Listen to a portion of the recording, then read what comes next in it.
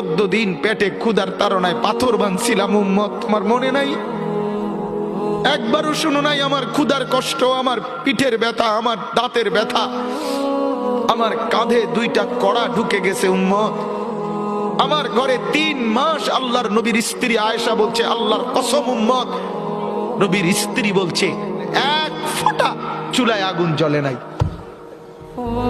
নওজোয়ান আপনারা বলেন বাপ, আজকে যাদের 1 বছর 6 মাস 2 বছর কোনদিন ফজরের নামাজ পড়েন না, দিনের পর দিন রাতের পর রাত যায়, এভাবেই 6 মাস, এভাবেই 1 বছর, এভাবেই 2 বছর, আপনি জানেনও না ফজরের ওয়াক্ত হয় কখন, ফজরের জামাত হয় কখন।